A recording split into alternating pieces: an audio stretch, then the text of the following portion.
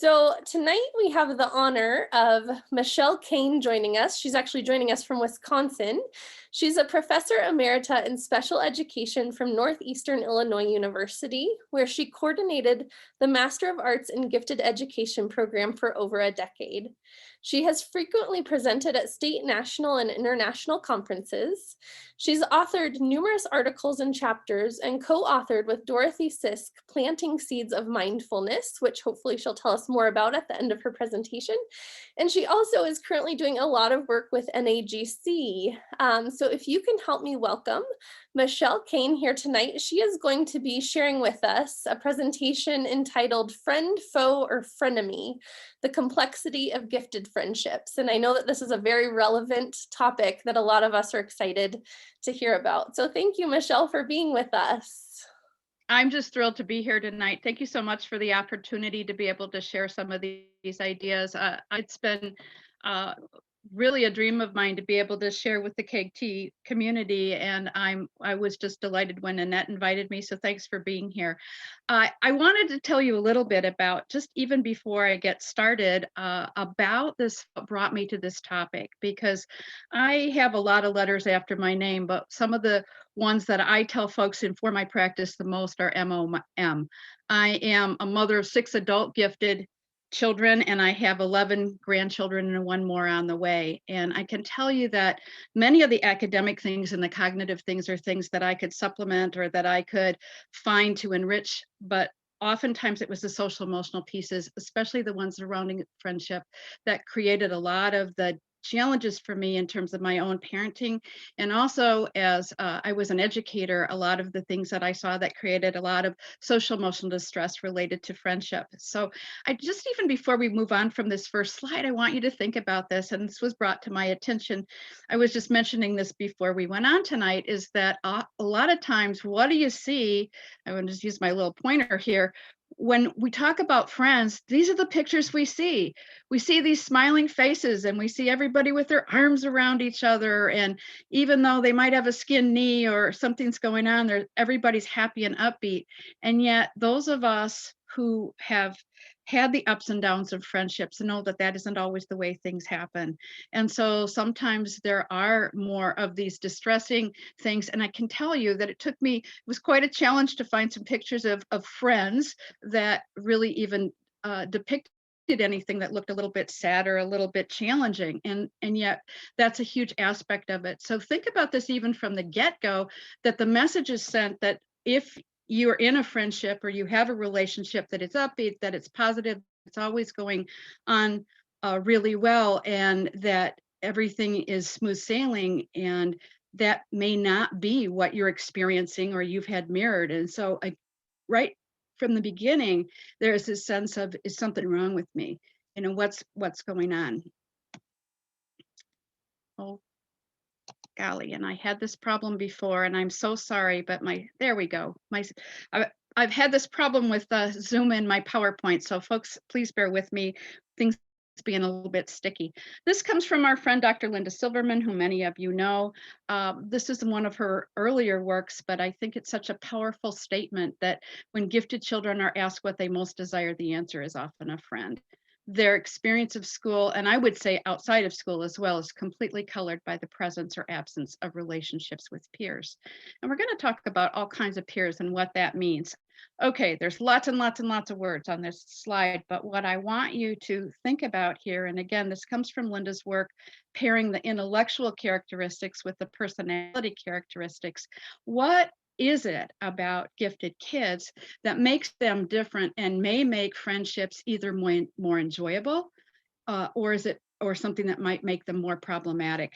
And so you take a look at some of these ideas, like their ability to abstract. So they're able to do things at a higher level much earlier, much sooner. They also have this capacity for reflection. So if a situation or an experience happens, they can be thinking about that more deeply. The early moral concern, they may see friends doing things that they don't like. For example, maybe cheating in the classroom, something like that. And so they're very upset or concerned about those kinds of things. And you couple that with their tremendous empathy, that then what are they going to do with those feelings? What are they going to do with those situations? So you can start to see that the this whole situation of relationship building, these social relationships, especially with friendships, can be very challenging early on for gifted kids and for gifted learners all the way through their educational experience. I also want to point out this last one about the tendency towards introversion, and we're going to talk about that a little bit more later, but there's some research that shows that as the level of giftedness goes up, so does the level of introversion. And so we see some of the folks that more highly and profoundly gifted people who have very few the need actually for few relationships, or they don't have many friends. And so that probably is not surprising, because again, we're going to be talking about what is a peer. So what are some of the issues for gifted kids? Some of this work comes from Louise Porter. She's a psychologist from Australia, and I like her work because she does a lot with younger gifted children, and sometimes those early kids, we don't have a lot of guideposts to help us in terms of how to help them. And we know that from the work of Miraca Gross, we'll be talking about that in a minute, that from ages 4 to 9, this is the social time where it's most problematic for gifted kids. And you can sort of see this, right? That the kids are really bossy. They have an elaborate idea. They've already modified the game in their head. And so they've added this piece or that piece, and they're letting everybody else know what to do, and nobody else can follow along. This can make it really challenging. Sometimes they know how to do things well. It's like, no, that's not how you do it. Come on, you got to try it this way. And so that can be something that they do that is often problematic as well. And then this, I'll just pick out a few here. The last one, which she calls the Robin Hood effect, which is oftentimes kids are asked, they finish early, they finish quickly, and so they're asked to help others. And so they're actually little unpaid teaching assistants sometimes.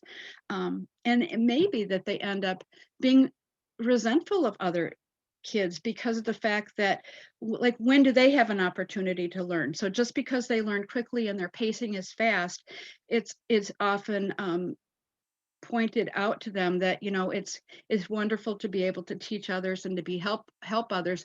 So there's this inner conflict about wanting to do that and wanting to be able to share their abilities and talents, but at the same time feeling like, when is it my turn to be able to learn something new and to be able to do it at the pace that I want to be able to do it? So there are some issues that are especially challenging for gifted kids as they go through their developmental progression. So this idea about peers that I just mentioned before is, I mean, you think about what is a peer. So an intellectual peer can be very different from an age peer. We hear the word peer and we think necessarily age peer, and the way that our educational system is set up is that it's lockstep, right? And so that typically we are with age peers. Now that doesn't necessarily always happen for gifted learners, as often they may be accelerated in one area or another. But oftentimes, and if you just think about it, do the math, right? Do the numbers. We're talking about in gifted programs, typically it's looking at the top 5% of a population. Well, that means that in a classroom, if you're in a heterogeneous classroom, there aren't going to be as many people who are intellectual peers for you. And so that can create its own set of challenges within classroom situations, and even outside of classroom situations, when you're a person that can be able to catch on quickly. You don't need as many repetitions to learn. You think in more complex ways. And so trying to find others who are like you can really be difficult. Also, the intensities and the sensitivities. And so typically what will happen is there's a wider range of intensity.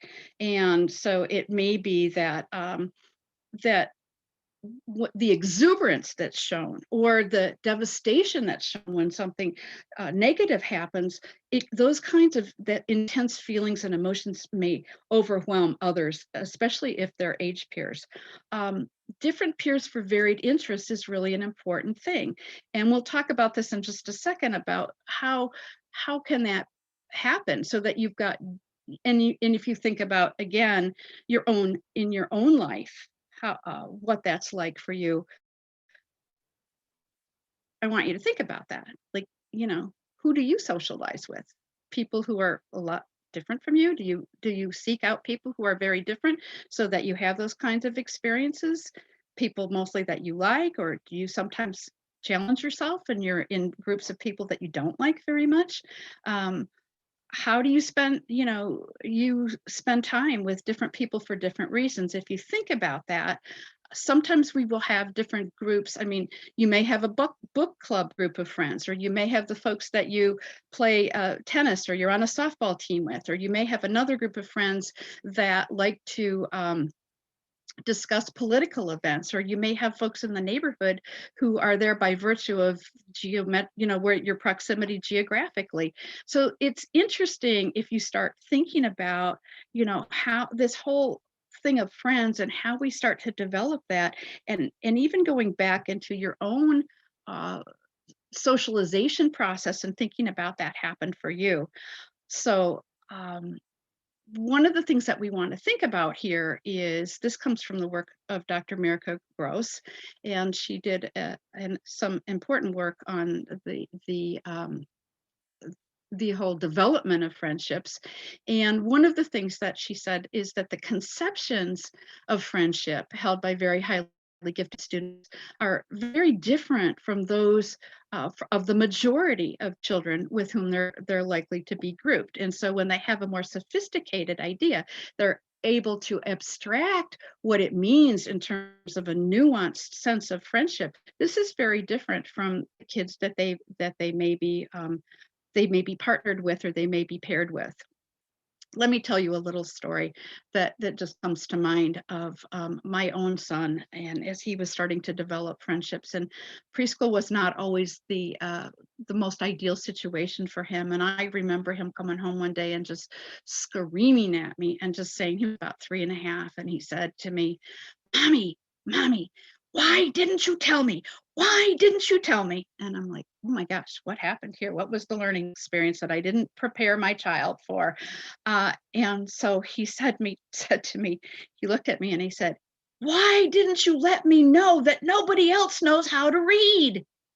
So he was having a huge conniption. He was an early reader at 3, and he had written these little signs and put them all over the black corner about don't touch and don't move and all of this kind of stuff. And that real frustration with him about, feeling like I hadn't prepped him yet for what was going on in the world of everybody else around him. And that's just a teeny vignette, but I think those kinds of things play out oftentimes in as you go through the developmental stages. And what Mirka says here is that friendships do exactly the same kind of thing. They start with this very early on, and if you can remember even from your developmental psychology, that parallel play, sandbox play, one-on-one, it's based on that. But then there are people that share similar interests, and they get that things that you like to do with them, because you do like to play in the black corner together, you do like to read the same kind of books, or whatever it is. And then at some point the intimacy starts to begin because of the fact that there's reciprocity. It's not just a one-way street. You help your friend, they help you, it goes back and forth, and you start to feel that. And sometimes this is where friendships get a little bit tricky, especially if they're one-sided, like one person's doing all the giving and one person's doing all the receiving, and it seems like a little bit out of whack. But as that starts to develop, then you will have this bonding that goes both ways. And then Mirka talks about this. This is from a biblical phrase, the sure shelter, which I think is a beautiful phraseology, which is the highest conceptions of the friend is a go-to. They're always going to be there for you no matter what. And that's what most of us are seeking in relationships, but we can probably, count those kinds of friends maybe on one hand. I mean, it's difficult to be able to find that type of relationship, and yet those yearnings happen very early for children, and oftentimes they feel when they can't find that kind of emotional satisfaction in a friendship, again, they think they're doing something wrong. If only, it's that kind of if only thinking. We've got to help them sort of go through that. So as I said, those ideas, develop more quickly, and in girls more quickly than boys. That does make sense in that that social and relational kind of thing. And some of this it has to do with pink brain, blue brain. I mean, it does have to do with cog science and how the brain is wired in those ways. The other piece is that oftentimes it could appear that we'll see teachers say this sometimes, but they can't get along with other kids. They're so directive. They don't know how to share. They blurt. They correct everybody. And oftentimes it's because of the fact that um, it's so challenging for them to have perspective, especially, I would say, again, those ages from like 4 to maybe 10, because that perspective taking takes a little bit longer, and it takes longer in the brain for those kinds of things to happen, to be able to put themselves in other people's shoes. They just don't know that other folks don't perceive the world as quickly as they do, maybe in the same way or with the same intensity. So it looks like, in fact, that they are they're socially inept, when in fact they may be miles ahead. The other thing that can happen here is gifted friendships can happen with same age peers, but a lot of times their peers tend to be their friendships. I'm sorry. Can be with not their peers in terms of age peers, but in terms of intellectual peers, can be adults. Another little story with one of my other kids is that one of I just did this sort of out of sheer desperation, was to teach my son how to play chess. I'm no chess player. And so he quickly outpaced me. His dad was a fairly decent chess player all the way through college, was a pretty good chess player, but he hadn't kept up on his skills. Well, my son at about 4.5 or 5 was quickly outstripping, beating his dad, beating the pants out of his dad. And it was sort of kind of challenging all the way around in our family. And so one of the things that I did was to seek out the local chess club. And who was in the local chess club? Lots of old guys. Well, probably the same age as I am now, but they looked like old guys to me when I was a young mom.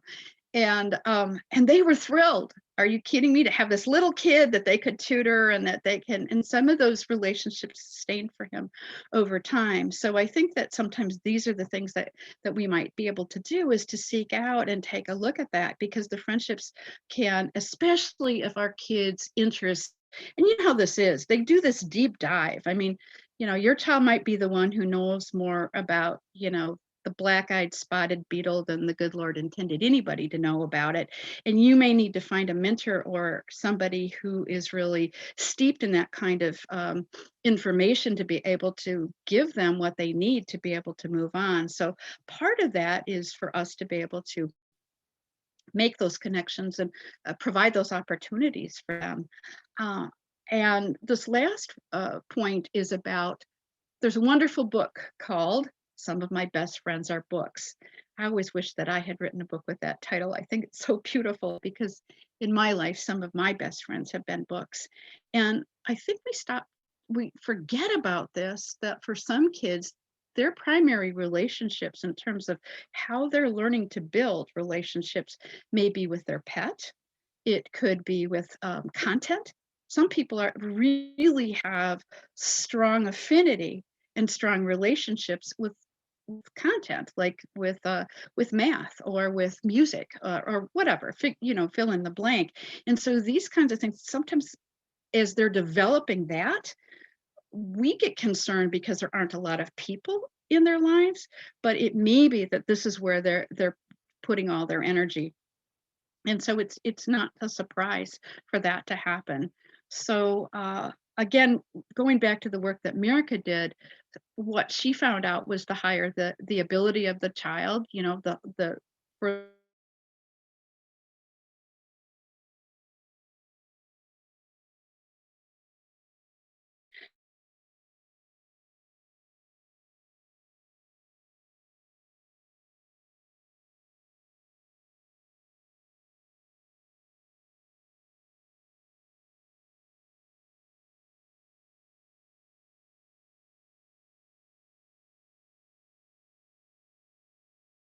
leap ahead in one area, they ride a bike. So this can be this uneven development. often happens in terms of looking for peers as well. So these are the kinds of challenges.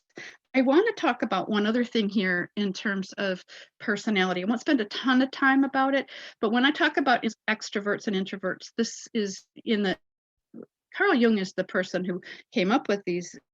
He coined the phrase extrovert and introvert. And thinking about it from his perspective, what he talked about was, where do you get your energy from? So do you get your energy, do you get juiced, do you get energized from being around others, or do you get it from yourself? So if you think about this and how this plays out in families, this is another dynamic that can be really, really challenging. It can be a tricky parenting and a teaching challenge, because if you have a mixed group of kids, or a group in your family where the preponderance of the folks are one way or the other, sometimes these challenges play out. So as my introverted kids have told me, one of the beauties for them about the pandemic is that they've been able, there's legitimately more alone time. And I said, it's interesting for us to see how other people are weathering this and having the experiences that we have on a typical basis. I would say a lot of people during the pandemic who are extroverts have, are forming more of these online communities because they have that need to be able to connect. So some of the things that I just want you to be thinking about that, because sometimes I was the mommy who was like, it's Saturday, we're going to go to the bakery. And after we go to the bakery, then we can go to the bookstore. And after that, hey, we can go to the park, and maybe then we'll stop by grandma's. And, I would have this whole thing. And I learned about this extroversion, introversion kind of thing because I had this need to be with people, and I had the need to have a lot of friends. And my introverted son, who didn't have that need, I was always pressing and pushing until I learned more about this. And it was my need, not his need. So I think it's important that we kind of tease that out and say, who has the need here? He still has 2 or 3 really close friends, and he's long grown up and doesn't have those kinds of needs. So who owns the problem, really, I think is that. And that's really why I popped this in here, kind of reflecting on my own journey.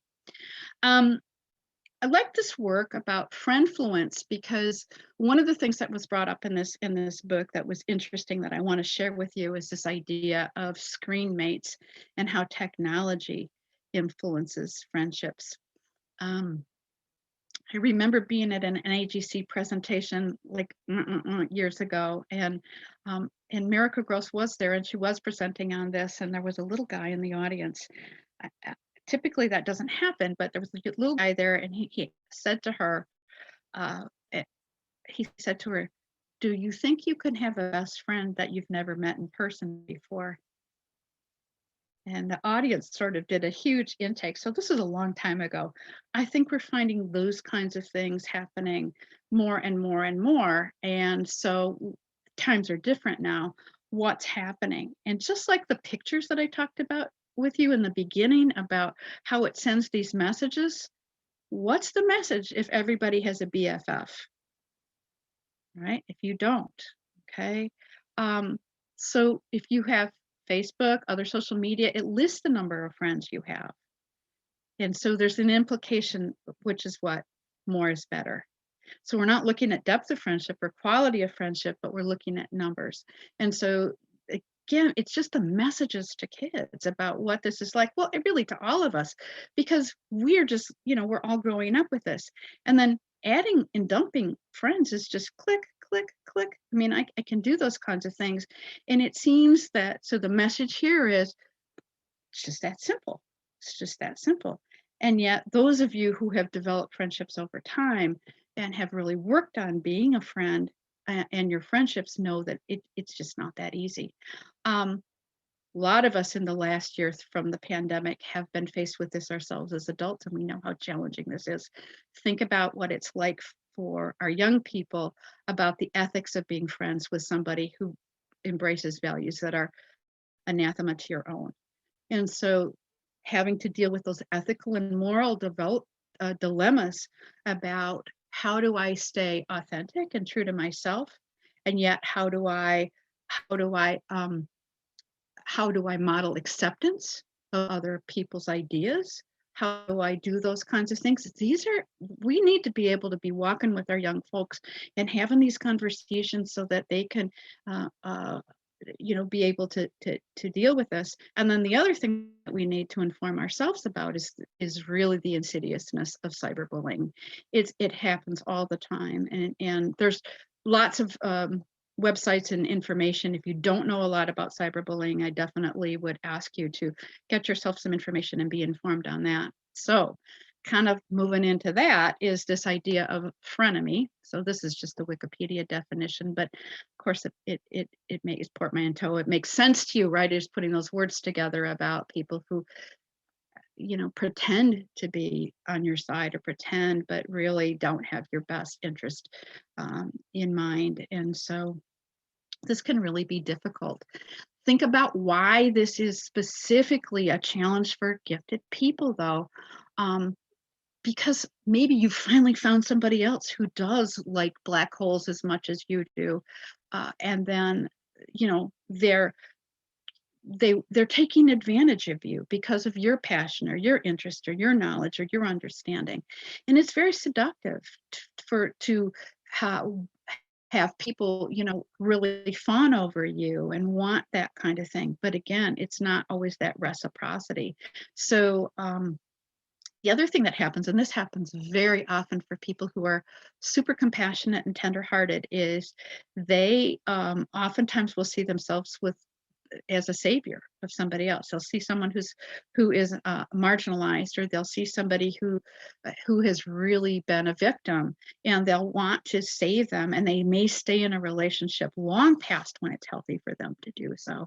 So helping our kids to try to understand those kinds of things and how that might happen can be really helpful for them in terms of their own understanding of what's going on internally. They also might have difficulty in communicating with authenticity because they can see things clearly, and they often can see through situations that are that can be problematic.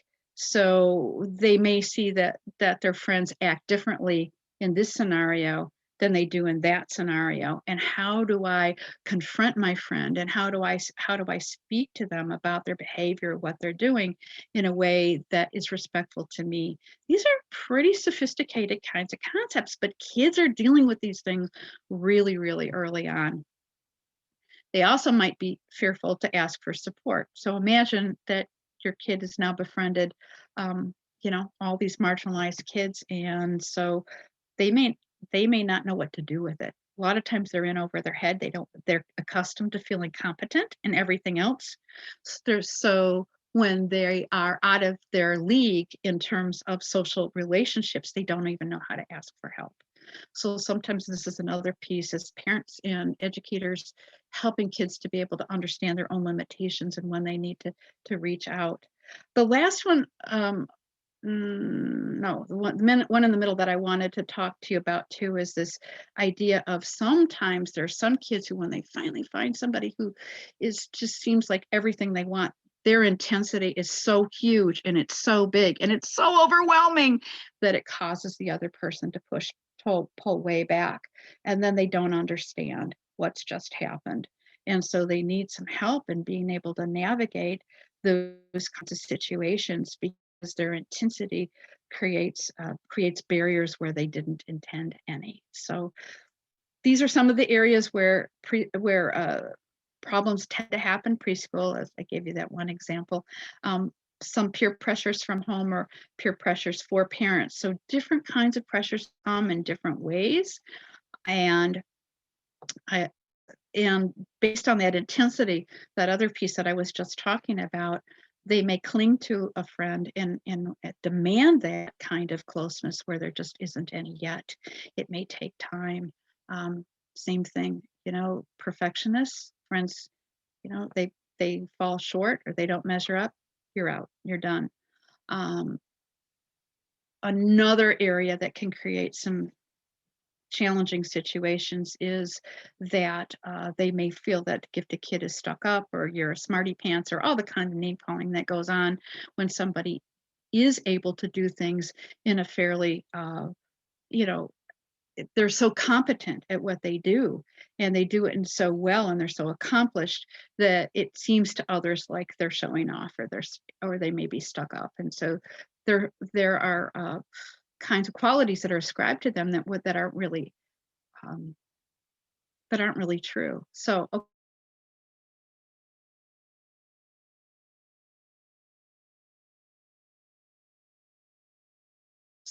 one is emotional intelligence, and really what does that mean, and exploring that with our kids, and and and spending as much time on that as some of the cognitive kinds of things.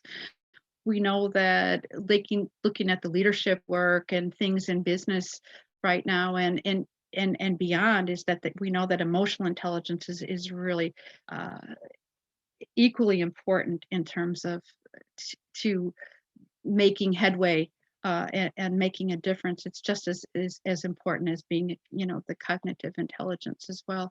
The asynchrony is something that kids typically don't know how to deal with, because they don't know it any different, because that's the way that they're wired. And so think about this for just a second. Since you're a little kid, I mean, if I had you on the screen, I'd say to you, how many repetitions do you need to learn? And, I would say that probably most of you would say 5 and under. If I show you something and I describe it, maybe two, 3 repetitions to learn. The hardwiring in your body about new experiences and new things is that you learn things quickly, and that you can access that information, you can bring it back, and you can model it very quickly. So what happens a lot of times is when a child is confronted with something that is a struggle, which is another good reason that we should always have struggle in the lives of our kids, so that they're working hard to be able to deal with all of this internal stuff as well as the mental stuff, is that this is uncomfortable for them. And so when you're small, what happens? You're still in egocentric mode. Your body's sending you this message: something's wrong with you. Something's wrong. Something's really wrong. It's taken you 5 times and you haven't figured it out. What's going on here? So this asynchrony is really important, and it happens with emotions as well. So this huge tsunami of emotions tends to overwhelm, and you're rocked. You don't even know what's happening to you. And people will press it like, what's going on? What's wrong with you? I don't know, because you don't. So helping our kids to learn about these kinds of things and how to deal and self-regulate is so critical in terms of being able to modulate and monitor. I mean, we don't want to extinguish it. It's part of who we are. But learning how to accept it is really, and that piece of being comfortable with that. There's another tool here on learned optimism that comes from the work of Dr. Marty Seligman. Some of you know his positive psychology, and real step-by-step kind of thing. It's easy for gifted people to be pessimistic, because why? I mean, I'm never going to have any friends. Nobody ever likes me. It's boom, boom, boom, boom, boom. Because the way the gifted brain is wired is often to look for patterns, to look for possibilities. And where do we see pattern? Where it doesn't fit. We see the negative. We see the negative space. So we're wired to go there. The challenge for a lot of gifted people then is to be that optimistic. And I'm not talking Pollyanna, and I'm not talking rose-colored glasses here, but I am saying that there's something of value that you can often take from every situation, and helping our kids to do that. Last one, listen in big letters, because this is often, again, what do? We see a problem, and we're the adults, and we want to fix it. We want to fix it for our kids. We want to make it better. When their hearts are hurting, our hearts are hurting. We want it to go away. So how can we fix it? And oftentimes what they only want us to do is just to hold the space and listen and be there for them. And so it's critical that we remember that, as we're going on this journey. We'll pick a couple here.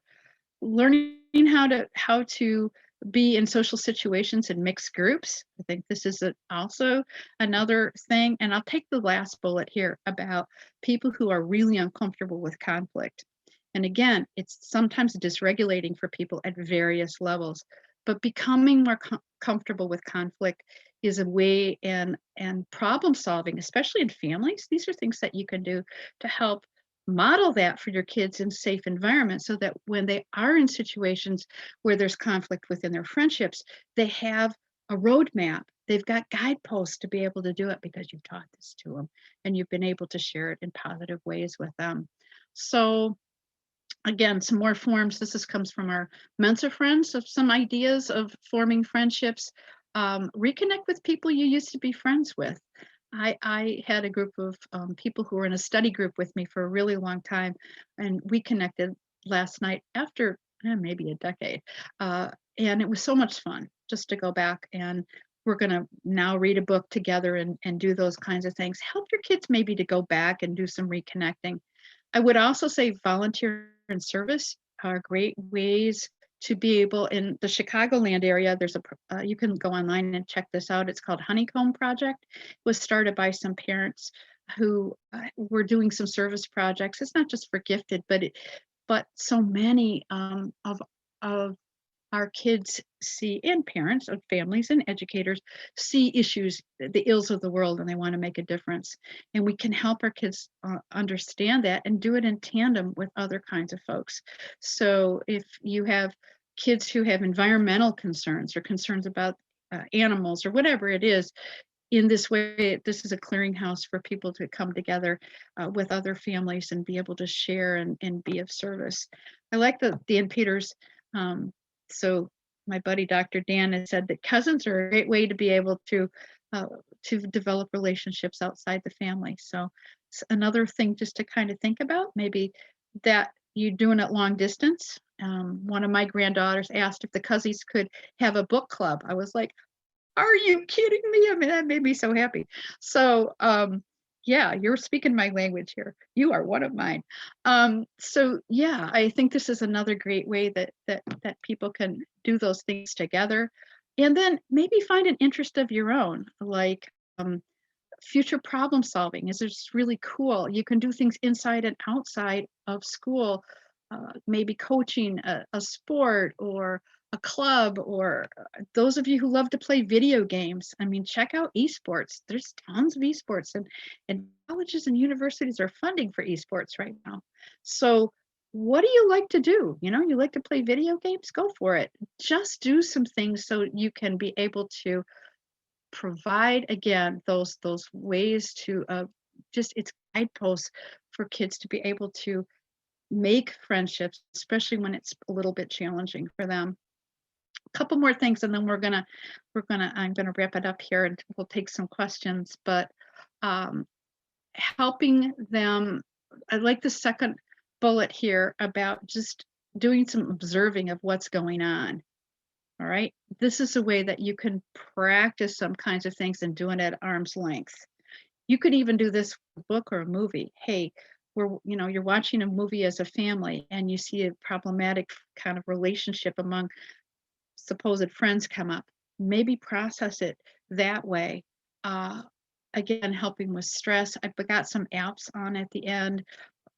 Mindfulness is a huge tool that I have incorporated in my own life, and that I'm sharing with other people. Why?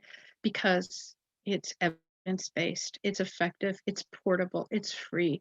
There's so much about it, even just doing the breathing, that helps us to be able to self-regulate and deal with stress in a really quick way, and being able to share that in calming down and helping our kids to be able to do that when they do get into those tricky situations.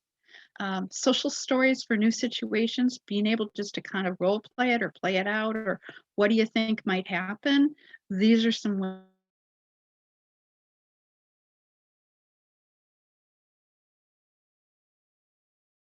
it takes to feel comfortable. And so when they're in new situations, we have fight, flight, or freeze. My experience is that lots of gifted people end up in freeze. They don't know what to do in situations that are novel.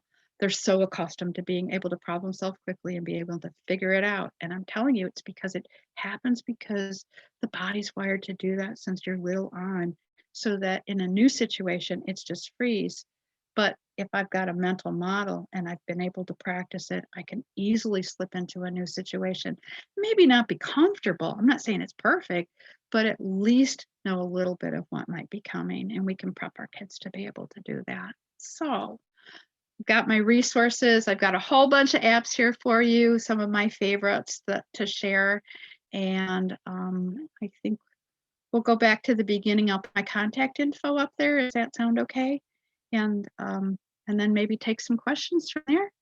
That sounds great, Michelle. Thank you so much. I Okay. was jotting down a lot of notes while you were talking. I'm in that young children phase of life, so a lot of good things to consider. One of the things I found most interesting that I had never considered is this my need or their need? And I was thinking, like, sometimes we have expectations of our children that we put on them around friendships, but they're perfectly happy, and we're They're trying perfect. to fix something that isn't even a It is problem right. because we view friendship differently than they're viewing it. Yeah. So I thought that that was an interesting thing about, you were referring to introvert and extrovert, which is also important to consider for our kids. The way they interact or the need to interact may be different than us. So I really appreciated that. I'm trying to scroll back to this question. I think I might have lost it here in the thread somewhere. Oh, here it is. It's from Amy Christensen. And she said, I'd love to hear more elaboration on this concept of differences in the conception of friendships. What do more typical kids expect? And what would the idea of a gifted child's idea of friendship look like? So this idea of Sure. what they Well, expect and from friendship. yeah, it depends on the age of the child, but typically what would happen is it's sort of a tit for tat. It's just it's in a typical relationship. It's like, you know, we're gonna take turns, we're gonna do this, and then there's gonna be that. But for gifted kids, a lot of times what happens is it that it's a more of an emotionally nuanced kind of experience where they really have it's it, the Irish call it anam cara. It's a soul friend. So they're really finding somebody who they feel seen, they feel understood, they they feel that this person is accepting them for all of who they are, warts and all, right? And so that doesn't happen very often. And again, it's kind of back to what I was talking about with when you do the numbers. It's just a lot of times that there aren't as many people that are just available to be able to offer that type of expression of friendship. Mhm. Um, I was thinking when you were describing that soul friend, like feeling seen and understood. Our gifted kids struggle to find friendships where they truly feel seen for who they are, and it's Who not they are. something they're having to put on or only share part of themselves or all of those different struggles. Well, and there's another piece, and I didn't put it in this presentation, but the other part of this is that a lot of times what will happen is, I mean, we think about this as adults. It's hard for us to sometimes find those same kinds of things. And what happens a lot of times is that you will have, we know that is it parent of gifted or gifted parent, especially for folks who weren't identified or didn't have experiences in school, or it was, gifted was a place you went on Tuesday. I mean, that's what it meant, on Tuesdays from 2 to 3, Mhm. that type of thing. And nobody explained to you what it was. A lot of times that parents are having parallel journeys with their kids. And so it can bring up a lot of stuff, and it can trigger a lot of different kinds of things as those developmental processes are going through. So yeah, there's some real challenges in terms of that for everybody in the family, really. Sure, sure. One question I have, because a lot of this was about how this starts so young in our Right. children, even starting in Mhm. preschool. Do you have Right. any thoughts or suggestions for students who are now older and maybe are still struggling? They haven't figured it out. They don't have the one or two friend that they found that are really moving forward with them. Do you have any suggestions for maybe those parents or teachers who have those older students who still struggle? Sure. I think that one of the good news things that's happened in education is this idea of a passion project, or something that of interest-based education, this is the place that we want to hook. And so whatever it is that we want to be able to find out what their interests are. I went the suggestion that I gave, like about e-games. I have a friend, and her son is now getting a scholarship, a very significant scholarship to a small college that now is developing a whole place on campus for esports. Video games is a way that many people will connect, and especially young men will connect. We talked about the fact that sometimes females would have a little more facility with social relationships, and they will oftentimes are more risk takers in those ways, or have it a little, or just because of the developmental nature, just in terms of human development, they develop at a little bit faster rate. So this is sometimes could be like an entry point. What do they like to do? What are they passionate about? And start small. I mean, finding one or two other people that like to do that, so that you can connect and then start to have some. And maybe it's not even in an area, maybe they're academically really advanced, but the way that their friendship is going to start to develop isn't something that's athletic, or something else that's not a piece of that. So we're looking holistically at who that is. Faith-based groups are often entry points for people to experience other kinds of things, park districts. And so a lot of times you can find those other interests that will be able to build the bridges. And Scouts is another one, 4-H, these kinds of social groups that are based on interests are good places to start.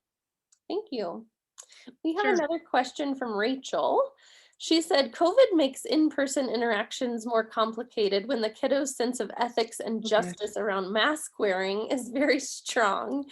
Any advice on navigating issues of ethics and justice? Wow. That's a really complicated question, and it's a really good question. I have a same thing. I have a friend and who has a teenager, and she permitted him to ride his bike with his friends as long as everybody was wearing a mask. And of course, what are the kids going to do as soon as they get to the corner and turn the corner? They all ditch him. And his sense of he was so destroyed by that. And I think that these are really challenging kinds of things to be able to work through. It's the same reason that a lot of gifted kids don't drive until later, because again, they can abstract, and they understand the science. They know what the risks are at levels that sometimes others can't.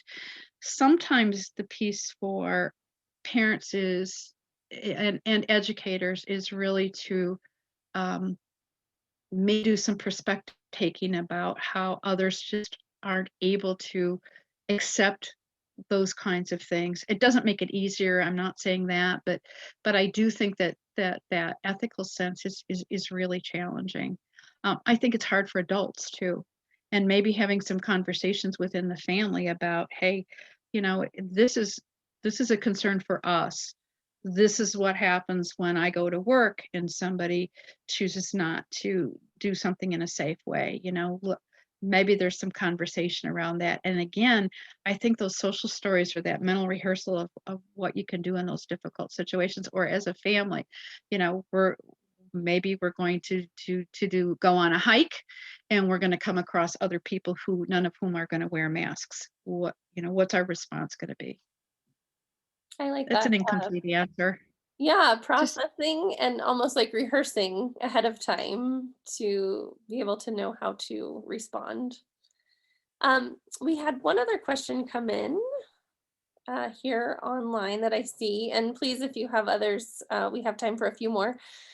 This okay. question is, when should parents worry about their child's ability or want for having friends? Is there a certain point that as a parent you should be concerned? Yeah, I absolutely think that's true. I think that kids will let you know. One of the things I believe that parents really know their kids well, and that sometimes kids don't have the emotional vocabulary, they know how to express it. But I think that if you have a child who really is yearning for a friend and wants a friend, then I think it's important to be able to try to create opportunities for them to develop those kinds of friendships. And as America said, one of the things that's challenging is that we know within gifted we have a lot of range of abilities as well. And so the higher the level of giftedness, sometimes the fewer opportunities there are. But there are programs that are designed, Davidson, PG Retreat, some of the other ones, that if you have kids that are in those ranges of high ability, to be able to form community, I think is important. Mhm. And if they can't find community, just a mentor a lot of times is something. And ask kids what they need. Somebody who was a really important person in my life and the subject of my dissertation was Dr. Anna Marie Roper. And what Anna Marie used to say is you need to put your own agenda aside and try to understand the inner agenda of the child. What is that child looking for? So if a child is pretty much immobilized because they feel so alone and isolated that nobody wants to be their friend, then I think it's important to be able to work with to help them to create opportunities to develop friendship and try to figure out, or offer these other kinds of things. I think this notion that maybe, what you're going to do in your life right now is to develop your friendship with astronomy, with content, Mhm. and or with music, or with gardening or something else besides people. And not that people aren't important, of course they are, but just maybe reframe that in other ways. I liked that during your presentation as well. Thinking outside of the box.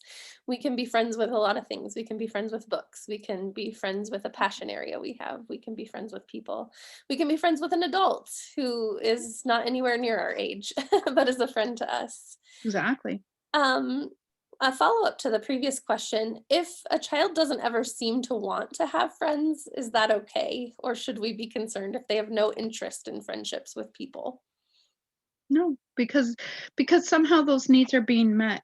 And here's another thing that I didn't talk about, and maybe I should have, is that especially younger kids, a lot of high ability kids have imaginary friends. Mhm. And some of them, like one of my kids, had an imaginary family that we had to buckle into the car seats before we could go anywhere. Um, so there, for kids who have high imaginal worlds, uh, you know, my guess is, if I could ask that question back, because I wonder if this kid really has a lot of imaginal kinds of things that are happening or lives in imaginal worlds. And I don't mean, when does that become a problem? When it interferes with daily life. Mm. So that's going to be your criteria, is if, sometimes people get really worried about imaginal worlds, but boy, some of those highly developed things happen in those areas as well. And they may just not need anybody else because their imagination is really going to provide for them everything that they need. And I'm thinking, based on what you said, if we always go back to what does that child need? Are they showing us that they need something? That's when we know that they may need help or a response from us. Right. Right. I learned that early on. My dad, we got a dog in our family. We had begged my dad for a dog. And nope, nope, nope, no dog, no dog, no dog, I have 5 younger brothers. And one of my brothers said, I need a dog. He still has dogs, lots of dogs. Mhm. Um, and my dad, I remember us having a family conversation about that, the difference between wanting and needing. And thank you for bringing that up, because I do think that's a critical kind of thing. And if we tune into our kids and listen to them, they are going to point us in a direction. Now, that being said, I want to be really clear about one thing. I do think that it's really important that adults recognize and kids know that the adults are that they don't have to be in charge of the family. It's terrifying to think that you're 6 years old and, because you can tantrum and do all these kinds of things, that everybody's going to capitulate to your wants and needs. Mhm. Uh, that there have to be boundaries, and that understanding that kids feel safe enough to be able to push against all of that kind of stuff because we've established that for them in a safe way. That's amazing, Michelle. I really appreciated all of the information tonight. I don't think I see any other questions. Let me just double check on our feed here. I don't think I see any more, but I hope our viewers at home found this very helpful for their own children and students. I know that Michelle, you said that you're going to have a handout for us that we can post on our Yep. website with your presentation, so you can. Tiffany asked, "Are we able to get the PowerPoint so we can look at the resources on your?" I think where I'll you. have the I'll have the resources on that handout. Okay, perfect. So Okay, that so they can. that'll be easier, I think, for people just to be able to download that. And I'll actually add some more. I thought of some others that I as Haley was Yeah, talking. yeah. So So I'll update that and I'll send it off. yeah, so people can go find some more info and research on their own and dive deeper into this topic. Thank you so much for sharing with us. Yeah. Can I tell you one more thing? Of So course. one of the other things is that I am currently the chair of the network chair of the Parenting Community and Advocacy Network for NAGC. I will put a plug in for that we do have tip sheets, and the tip sheets are free for anybody to download. They're on a lots of topics, like there's one on asynchrony, there's another one on friendship. So if you go to NAGC website and you put in the tip sheets, TIP, and they have lots of information there, so people can grab that as well. Awesome. We love more resources, knowing Good, exactly good. where to go to get the good stuff. So thank you And so no much. cost, at no Yeah, cost. yeah, Yep, free is always good. it's good. Thank you so much for sharing with us tonight. Before everyone heads off to dinner and all their things tonight, I do see it snowing a little bit outside my window if you're here in Colorado, just a little bit more for us. Next week, we have Erin Fears Floyd sharing with us, and her presentation is called Culturally Responsive Leadership Practices to Effectively Serve Historically Marginalized Students. So you're not going to want to miss that one. It's going to be really great. So thank you again, Michelle. We'll see Thank you all you. next week. I appreciate it so much. Thank Thanks. you.